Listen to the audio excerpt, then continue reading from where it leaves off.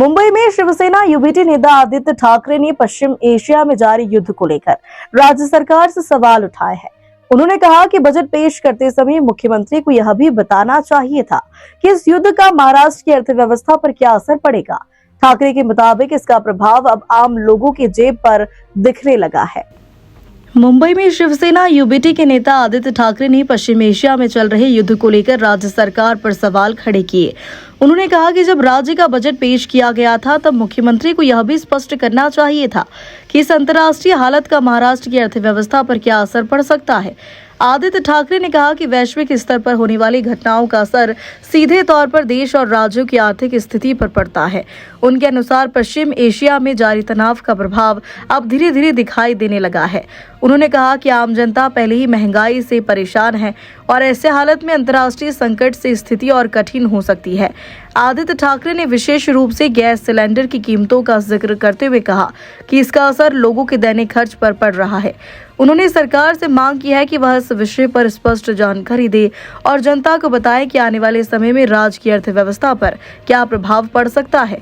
ठाकरे ने कहा कि सरकार जिम्मेदारी है कि वह संभावित आर्थिक चुनौतियों को लेकर पहले से तैयार करे और लोगों को राहत देने के उपाय भी सामने लाए। हमें सीएम साहब ये भी बताए कि ये वेस्ट एशिया या मिडिल ईस्ट जो भी आप कहना चाहे उसे, वहाँ जो युद्ध चल रहा है उसका परिणाम या दुष्परिणाम हम पे क्या होने वाला है, महाराष्ट्र के अर्थव्यवस्था पे क्या होगा, ये भी स्पष्ट करें। हमारा कोई ट्रेड डील यूएस के साथ हुआ है कि नहीं हुआ है, सेलिब्रेट क्या किया था, क्यों फेलिसिटेट किया प्रधानमंत्री महोदय को, ट्रम्प साहब ने क्या कहा, मोदी साहब ने क्या कहा, उसका इम्पैक्ट महाराष्ट्र पे क्या होने वाला है, उसके बारे में भी बजट में कुछ बयान दें। और इंडो ईयू डील जो हुआ है उसके बारे में भी बता दें। ये सारी बातें एक तरफ और सीएम साहब का बजट एक तरफ।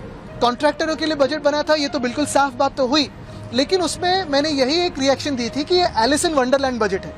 यानी सीएम साहब एलिस इन वंडरलैंड बन गए हैं। उनको लगता है कि सब ठीक चल रहा है, कोई तकलीफें नहीं है और कोई आपत्ति नहीं है। लेकिन सत्य परिस्थिति यही है कि आज जो स्ट्रेट ऑफ हॉर्मुज में तकलीफें बढ़ रही है, जो केप ऑफ गुड होप से अभी शिप्स आने वाले हैं, तो डीलेस काफ़ी होने वाले हैं। जो हमारे यहाँ क्रूड हो या फिर बाकी के सारे जो रॉ मटेरियल्स हो आने वाले थे, जो हर एक अलग अलग इंडस्ट्रीज में लगते हैं, हर एक फार्मास्यूटिकल से लेके टायर तक, सेमीकंडक्टर से लेके आपके पेट्रोलियम तक, ये सारे जो प्रोडक्ट्स है, रॉ मटेरियल्स है, वो डीले होने वाले हैं। कहीं ना कहीं इसका इम्पैक्ट होने वाला है। गैस के सिलेंडर्स हो या गैस हो, ये सारी बातों पर भी इसका इम्पैक्ट होने लगा है।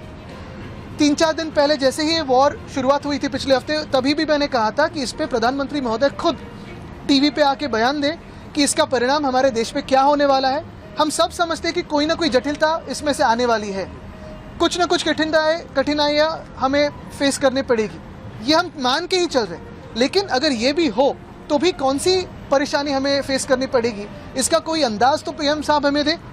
क्योंकि हम एक देश करके अगर सोचना है हमें, तो चलो एक सत्ताधारी पक्ष विपक्ष ये भी बाजू में रखिए, चाहे आप राजनीति में हो या ना हो, लेकिन आपके व्यवसाय के लिए, हर दिन के जीवन के लिए क्या महंगाई कहीं बढ़ने वाली है, कम होने वाली है, इसका इम्पैक्ट क्या होने वाला है, इसका एक अंदाज सोर्सेज के मुताबिक नहीं तो पीएम साहब से खुद आए, यही बेहतर होगा।